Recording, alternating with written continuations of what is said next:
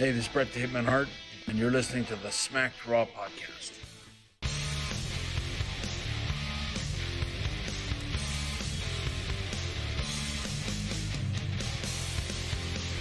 What?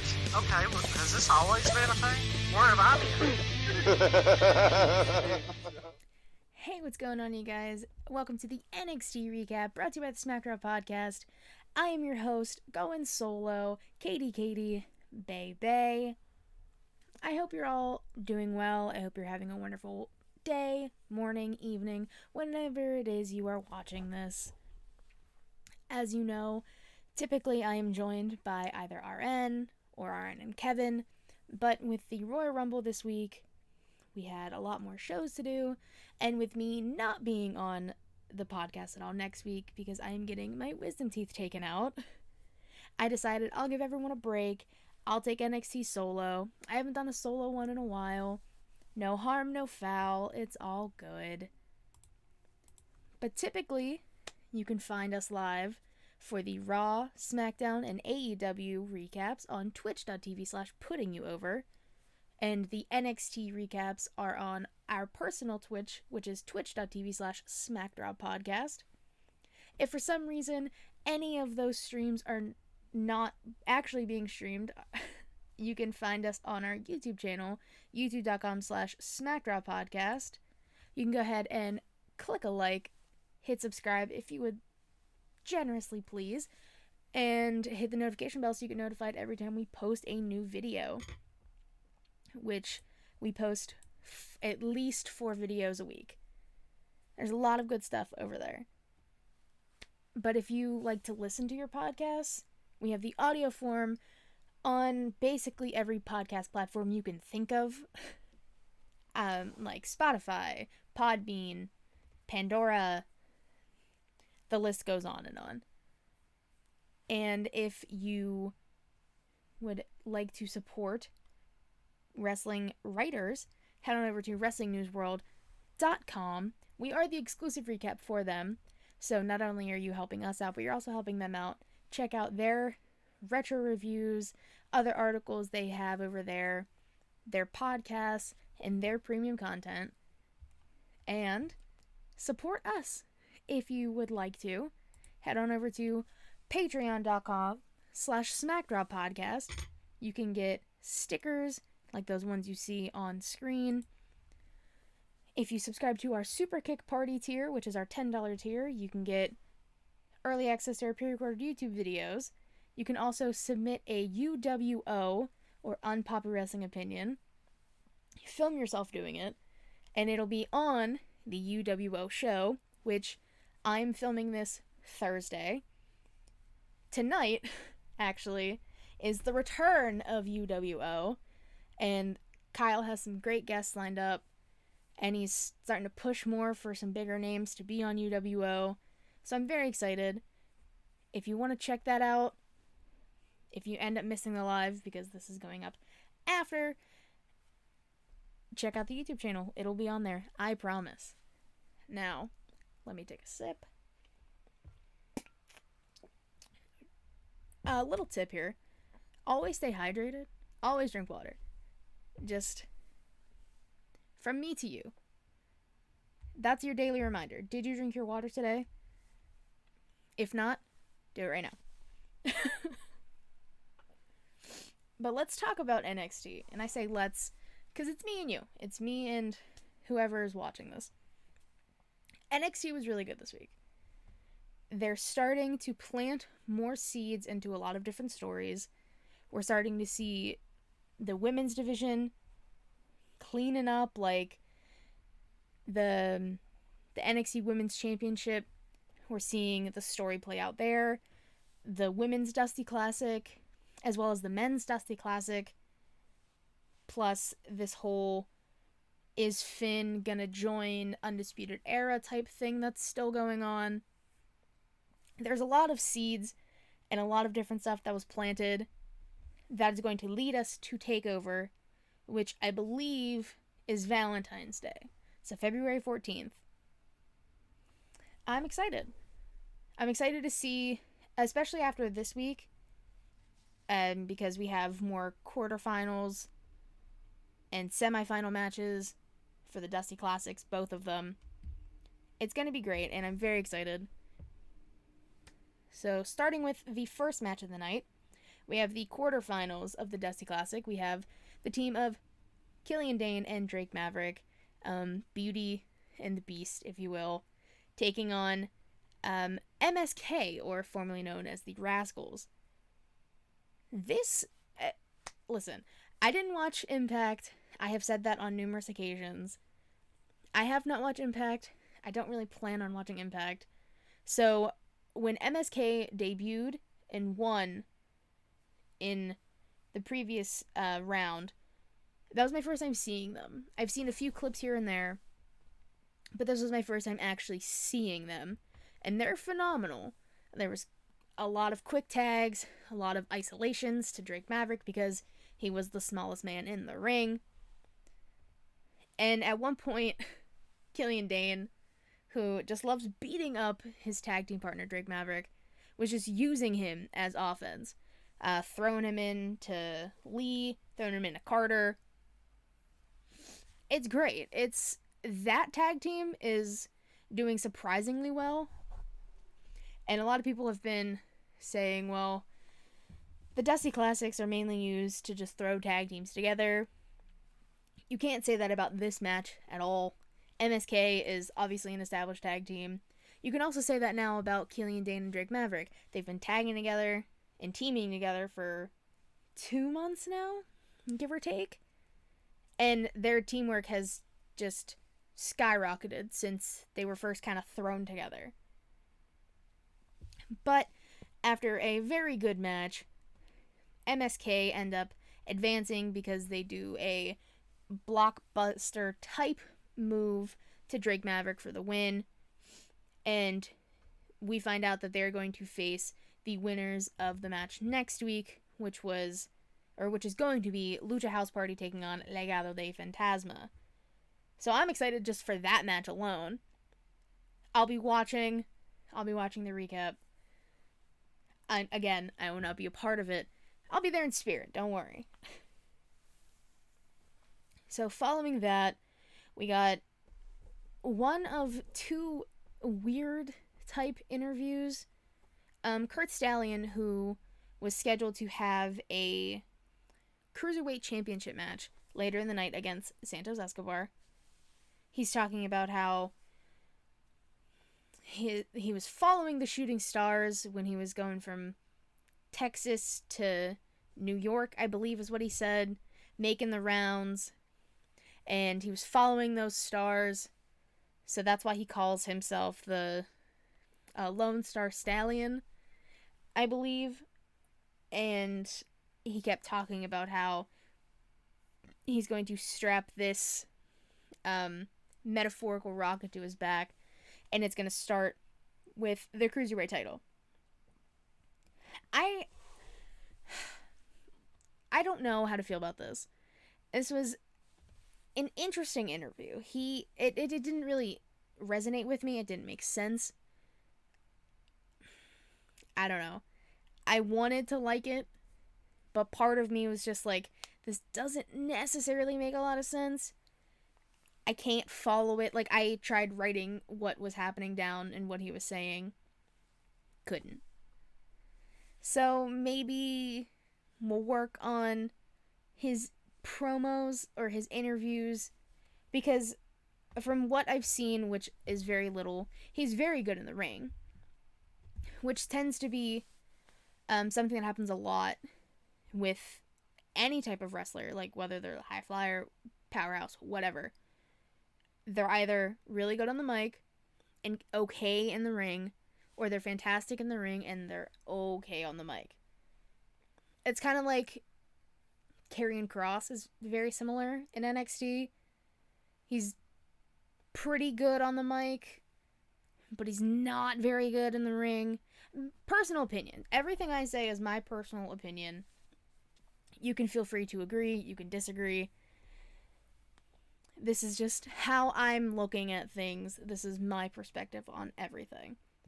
But the Kurt Stallion interview promo wasn't really resonating with me. So later in the night, which I'll go more into detail, we find out that the Cruiserweight Championship match ends up not happening.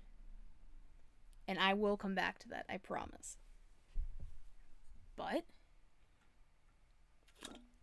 moving on, we have the Women's Dusty Classic, another first round match.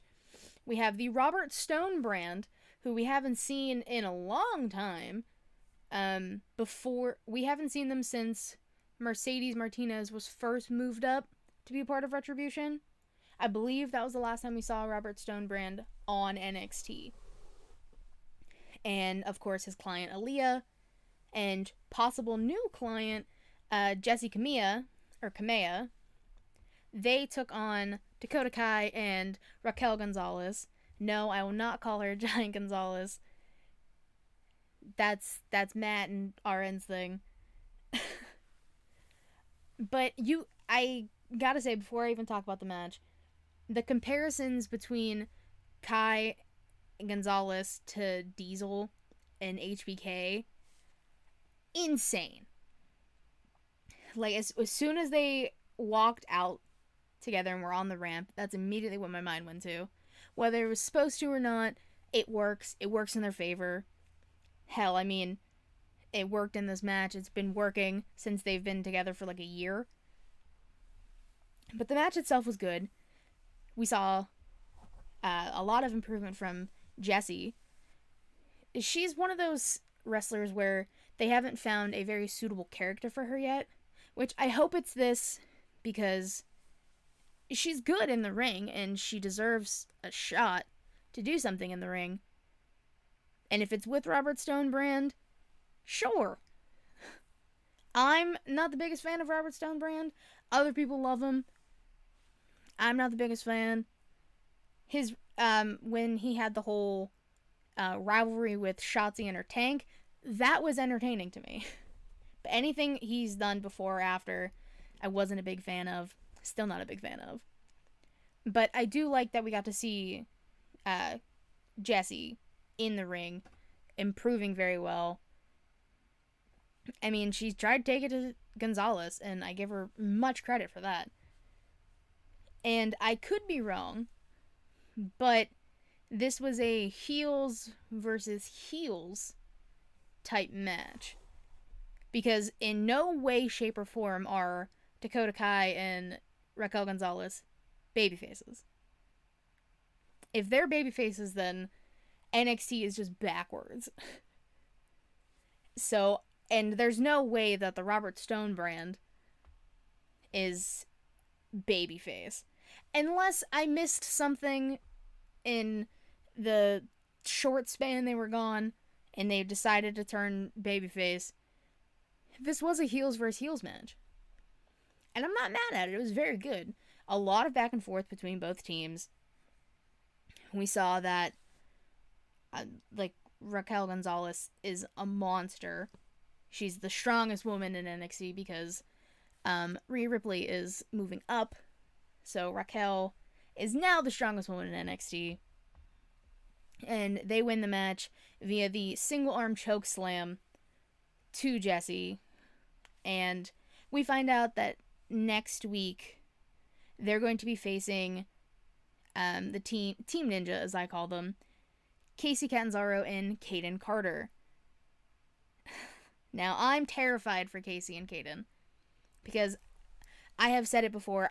They're my pick to win. I want them to win 100%.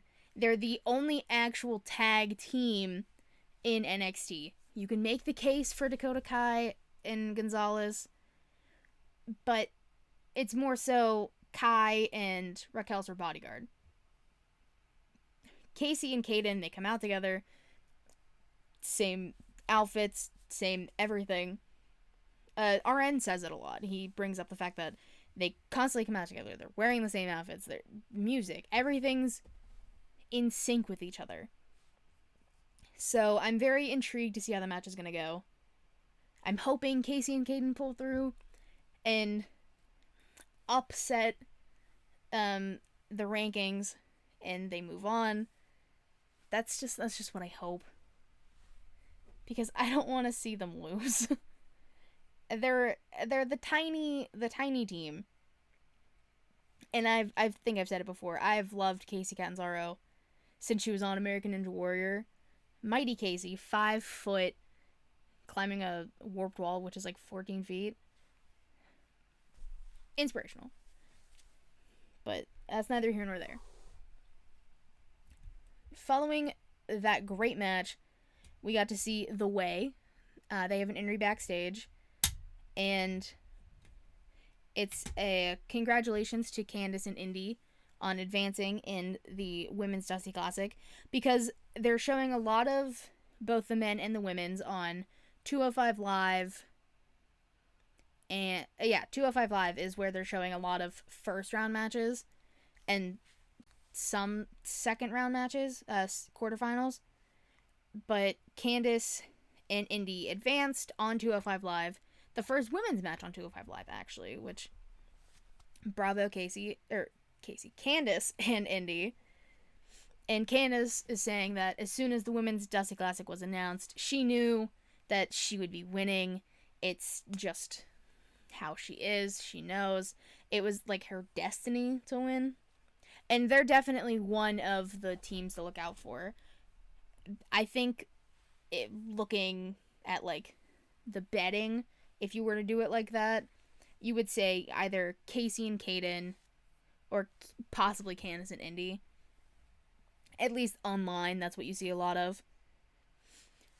But then the interview shifts more towards Johnny and Kushida, who has beat him twice. He has pinned Johnny twice. And Johnny gets very upset because you say Kushida, and then he walks away and Candice follows him, and Austin Theory's like, well, it's kind of like the curse. We don't talk about it. We don't say his name. And then Austin Theory continues to say it. It's...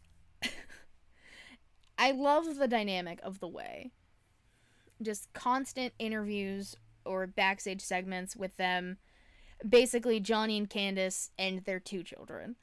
And I love it, because he keeps saying Kushida and the curse, and Johnny's like, stop. Like, stop saying it. And he keeps saying it. And I found myself laughing. But the creepiest part about this is, as they walk off, you just see Dexter Lumis standing there through the curtain. And it sends chills down my spine, because Dexter Lumis is very creepy, but he's very intriguing. And those eyes are piercing, and it's scary. Not a fan. A fan of him, not a fan of him being creepy as all hell. So after that, we get another little Scarlet vignette where she's using the tarot cards, and she's basically saying, stay on your journey or he will alter his. And then it would, like, fall and pray, as she does in Karrion Kross's theme. I like these. I like tarot cards. Like, I'm into that kind of stuff. And I like that it's Scarlet who's doing it, because she's very creepy. She's very witch-esque, or Wiccan-esque. Supernatural is also a word I could probably use. And I like that it's her doing this, and basically saying, no one's safe from Karrion Kross. And we find that out later. But after that, we get Tyler Rust taking on, I believe this is basically a squash match. I'm just going to put that out there. I believe this man's name was Spider Rios. Listen, I tried very hard to figure out what his name was. They said it on commentary a few times. I couldn't for the life of me figure it out. So in my notes, I have Spider Rios with a bunch of question marks after it. Because again, I have no idea. But this opponent was handpicked by Malcolm Bivens because he wants to show that, like, he's the one who should be picking the matches for Tyler Rust, not Rust trying to wrestle whomever he wants to. And Bivens goes on to say that this person is going to challenge you in multiple ways. And Rios ends up getting a lot more offense than I expected because I didn't even get the guy's name. I was expecting a squash match. But no, he takes it to Tyler, surprisingly.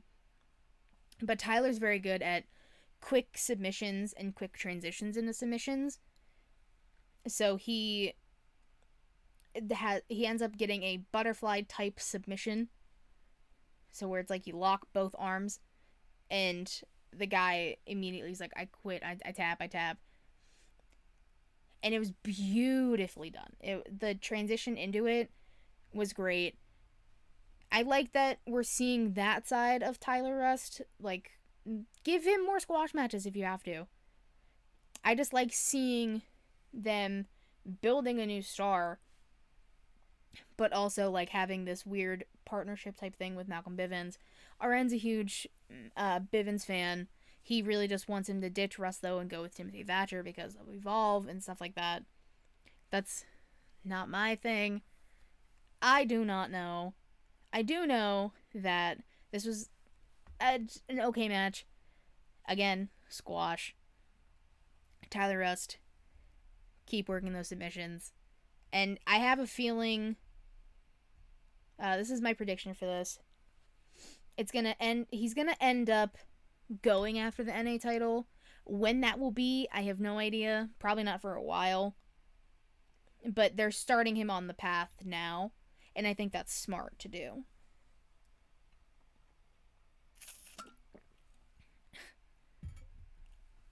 So then we got I can't even call it a Finn Balor interview because Mackenzie Mitchell tries to ask him a question and Kyle O'Reilly immediately interrupts. And he's like, are you ready? Finn says, I'm always ready. Can I trust you? What do you think? I don't have to trust you as long as we're on the same page. And they never break eye contact. Now, I have seen many a jokes, especially some from within the SmackDown family chat, of the quote-unquote sexual tension between Finn and Kyle. I never look at it like that. It's just intense eye contact. I don't even like eye contact at all. So, I don't see it, but I like that we're seeing kind of respect. Like, after their first match, there's definitely respect between Finn and Kyle. But after their second match, and after the continuous beatdowns of both of them by Pete, Oni, and Danny, I like that this partnership is formed, especially with Bobby Fish being on the shelf for like the 18th time since they've been in NXT. I like this. I had no issues with this. It shows that, yeah, I'm not going to trust you, but we are on the same page here. Like, we both hate all three of these men. Let's work together. Let's get it done. And after that, we get the second quarterfinals match of the men's Dusty Classic. So we have the Grizzled Young Veterans, who were the runners-up last year, taking on the team of Kushida and Leon Ruff. And they brought it up on commentary that last year, Grizzled Young Veterans are the ones who took out Kushida and his partner, Alex Shelley, the Time Splinters. I think their name was Time Splinters. I'm second-guessing myself, but I'm going to go with that. Grizzled Young Veterans are the ones who eliminated them from the Dusty Classic last year. So I know that was like a thing going into this match, that Kushida wanted some retribution for that. And I will say, this match, phenomenal. It was great. I love the teamwork, the surprising teamwork of Kushida and Leon Ruff, especially because they've only been tagging for 3 weeks. They're very good together. And I think it takes someone like Kushida, who has plenty of years of experience, to take in Leon Ruff, to take him under his wing, basically. Because Leon Ruff's good. He's a good talent in the ring. And I'm happy that it's not just like he won the NA title as a fluke, lost it, and he's not just jobbing again on the main roster. I like that they're keeping him on, and I like that they're using him wisely. So the match is good. There's a lot of isolation of Leon Ruff because he's the smallest and probably the weakest in the entire match. And the Grizzly Young Veterans end up hitting the Ticket to Mayhem for the win, and they advance. And as they're looking at the Dusty Cup, Johnny Gargano and Austin Theory rush the ring. They start beating up Kushida and Leon Ruff. Leon gets thrown to the outside, and Austin Theory is holding him, and he's like, "You're gonna watch this." And Johnny ends up hitting one final beat on Kushida in the middle of the ring. Yeah, middle of the ring. And it pans back to Austin Theory, and Dexter Lumis is just standing behind him. He's just standing there, looking at him. Austin Theory gets spooked. He runs to the ring. He's like tapping on Johnny. He's like, "We gotta go." Again, with the creepy eye contact. There's a lot of just eye contact on NXT. And Dexter Lumis is just staring a hole in Johnny Gargano. So the NA picture's interesting looking. Because you have, obviously, Johnny is our champ. But you also have Kushida, and now Dexter Lumis. And possibly, like, Karrion Kross could get thrown into that. He's just putting his name everywhere. Leon Ruff. It's interesting looking. It's not the same, like, I don't even know how I'm trying to phrase this. It's a unique list of characters who are trying to go for the NA title. I'll leave it at that. And following that, we get to see Kurt Stallion's like down backstage, and he says Legado did this. And then it goes to commercial, comes back. Legado's having an interview,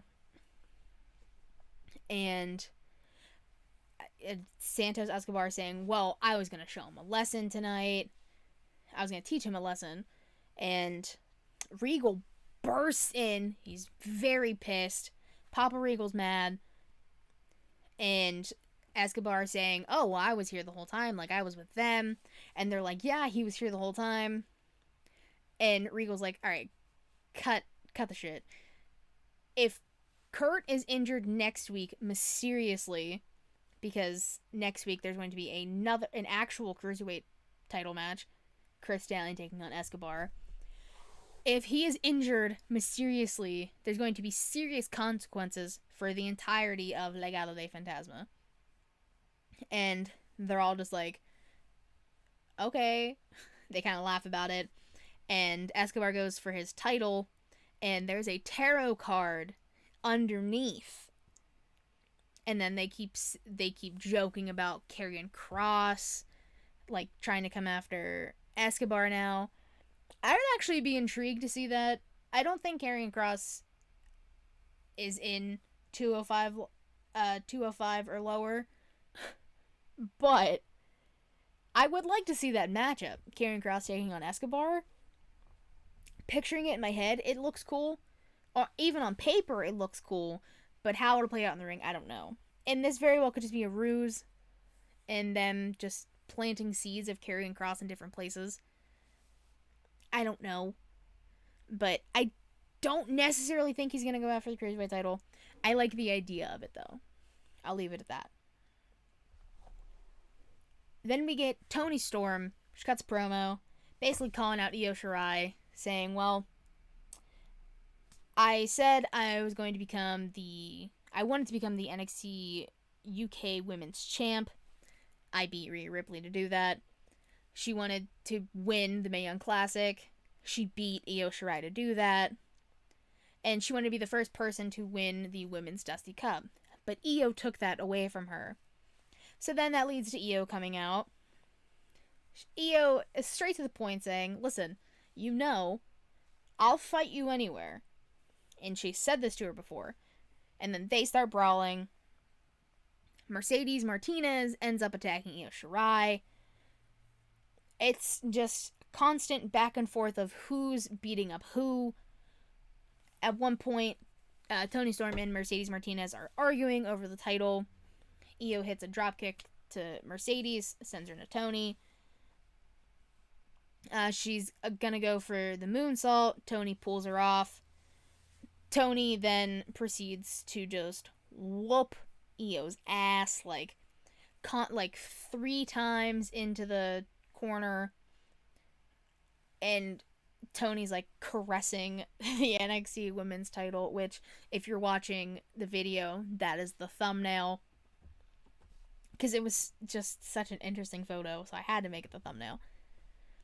So this is what I was talking about in the beginning. This is the NXT Women's Championship title picture taking place. That's what I was trying to say. Because on the one hand, you have Mercedes Martinez, who put Io through the announce table. Not through, no, through. Like the bottom part, which I've never seen. Then you have Toni Storm, who has prior history with Io, Mae Young Classic. And Io's the one who cost them the Dusty Classic. I have a feeling it'll end up being a triple threat at TakeOver. I'm not mad at it. That's 3 very talented women in the ring in one match. I have no problem with it. But will they do just Toni versus Mercedes to see who becomes the actual number 1 contender? I don't know. We'll have to find out. We'll have to stay tuned. And let's see. After that, we get the second of the weird interviews of NXT. Isaiah Swerve Scott. He has an interview saying, well, he got in Bronson Reed's face last week because a few weeks ago when Jake Atlas and Swerve got into it, Bronson Reed got in his face. But no, since Swerve got in Bronson's face last week, everyone's pointing fingers at Swerve, and he tells Mackenzie Mitchell to point her finger at him, and he's like, and now how many fingers are pointing back at you? It was very childish, but in a weird way. I wasn't a fan of this. I love Swerve. Like, in-ring, he's great. He's awesome. But this interview was weird. It's like the same thing with Kurt Stallion. They're good in the ring, but they're kind of trash on the mic. And then I'll just go right into it. Later, he has a match against Bronson Reed, so Swerve taking on Bronson. At one point, Bronson Reed goes through the ropes full speed and just like a train in a car bowls through Swerve. It was beautiful. It was very intense. I got nervous. I didn't think he was going to make it. I thought he was going to get tripped up, which happens to a bunch of people, which is always my fear when someone goes through the ropes. I'm always like, their foot's going to catch and they're going to break their neck. It's terrifying. But entertainment. They do what they can to entertain us. Not breaking their neck. Going through the ropes. Let me specify that. And at one point, Swerve has some good momentum. But that is immediately shut down by Bronson Reed. Swerve does a smart thing, though. He constantly is working on Bronson Reed's shoulder. You take away the shoulder, you take away the strength. It all makes sense. Swerve hits a beautiful 450 on Bronson Reed and is shocked when Bronson Reed kicks out. Because, okay, Bronson Reed's a big boy. Some would say thick. Or colossal. He's a big boy. He's a big man. But the 450 was executed perfectly. And Swerve has put people away with that before. I don't know if actually on NXT, but like I would assume in other places. And so I would also be shocked if someone kicked out of my 450 splash. But that leads to Bronson Reed getting more offense and hitting the tsunami for the win. Can you imagine? Picture it with me, guys. You're laying on the ring. You're laying on the mat of the ring. And Bronson Reed's probably like 3-something. You just look up and see that about to fall on top of you from the top rope. So, the top rope's a few feet in the air, and he sometimes jumps. My body would just collapse. It would go into the mat and down to the ground. But just picture that. That's insane. And the fact that he even goes up to the top rope with as big as he is, major fucking props to Bronson Reed. And also, I'm going to say major props to Imperium, because their vignette, their video package, was so well put together. I was like, am I a fan of Imperium now? Because it's Bartel, Eichner, and Alexander Wolf. They're all talking, saying how they showed the world that they were dominant, but then they have been isolated for a year. Obviously, pandemic. And the return of Alexander Wolf last week was just the start, which means they're teasing Walter coming back to NXT, which means we'll hopefully see Finn taking on Walter. That's the match I want to see. In NXT right now, I need to see Finn versus Walter. Because that's just going to be incredible. And we almost got that. But then, pandemic happened. So following the vignette, we get Adam Cole and Roderick Strong. They have an interview talking about, well, no one knows Tommaso Ciampa more than Undisputed Era knows Tommaso Ciampa. Obviously, because of their past, the amount of times they've crossed paths. And just, they know that if it's anything like the fight pit from last week, that it's going to be a very hard-hitting match. It's going to be very aggressive. And they know that they just have to be tougher. They have more experience as a tag team. Roderick, like he put it in a weird way. Like, that's another person who's great in the ring, but kind of on the mic. It's Roddy. Like, just thinking about it, Roddy's okay on the mic, but his in-ring is... Whew. That's why he has Adam Cole. Adam Cole's the mouthpiece of UE. From what of UE is basically left. Because it's just splitting at the seams. And it makes me very sad. I already talked about Swerve versus Bronson. So on the other end of the UE taking on Tommaso Ciampa and Timothy Thatcher, which was put together last week out of respect.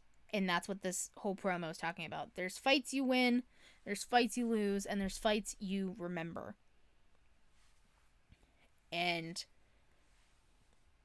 this is basically saying, well, the fight pit brought respect from Tommaso to Thatcher, Thatcher to Tommaso, and Thatcher ends up sitting down next to Tommaso, and is like, well, the fight pit changes you. And then Tommaso goes on to say, well, the Dusty Cup, we're going to prove a point. And it provides opportunities. And I'm excited to see that match. How it's going to go, I don't know. There's possibilities of it shocking us.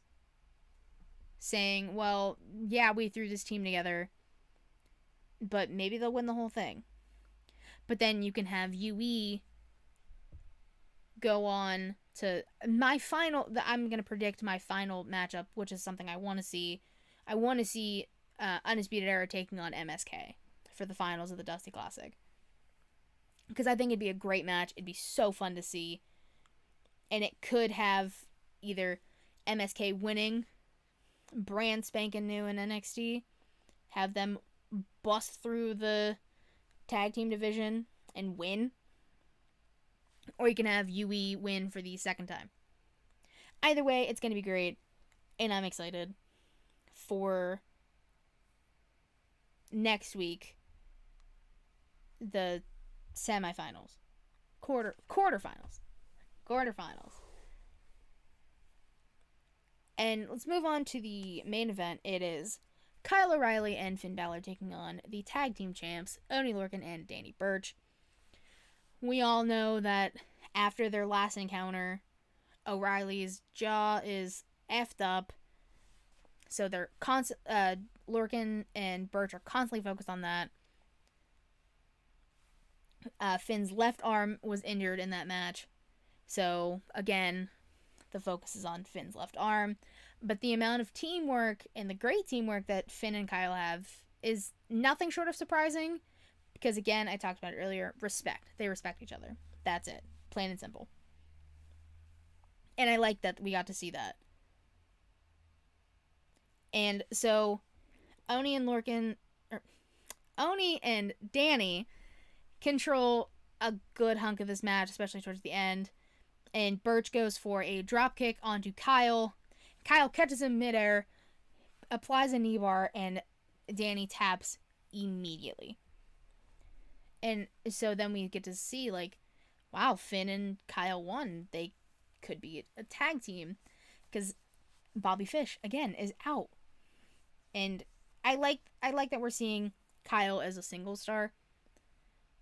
And, like, this match showed Kyle can go tag team or single star. He's incredible in the ring, and I love watching the sequences he does on tag teams or whomsoever. It's so cool to watch. And so Finn and Kyle win. They're looking at each other. Kyle kind of points to, like, tells Finn to turn around, and Pete Dunne's waiting.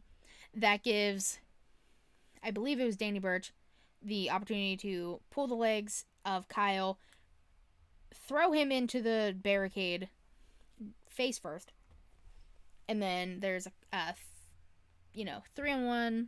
Basically, they're beating up Finn, they're beating up Kyle, and Adam and Roddy start making their way down the ramp, because at this point it's a 3-on-1 because they took Kyle out.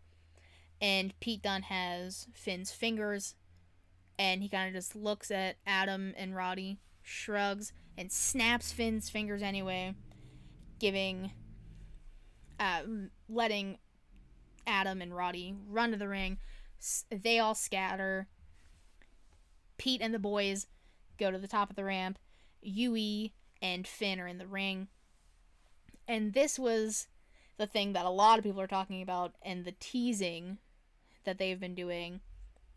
Finn is standing in front of the line of Yui, and there's one spot in between Cole and Kyle, and Finn slowly backs up into it, and just the image of Roderick Strong, Adam Cole, Finn Balor, and Kyle O'Reilly, incredible. That alone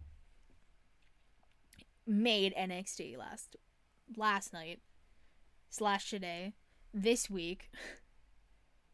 But then he quickly makes eye contact with Adam and then Kyle, and then he backs away and rolls out of the ring. So that was the NXT recap. Let me know in the comments down below, or you can just shoot me a tweet at KatieWrestling13 or the show at SmackDrawPod on Twitter, and let me know your favorite thing about NXT this week. Was it Finn possibly joining UE, the women's title picture, the Dusty Classic stuff? There's so many different things you could pick, but let me know. And feel free to watch all of our live streams next week.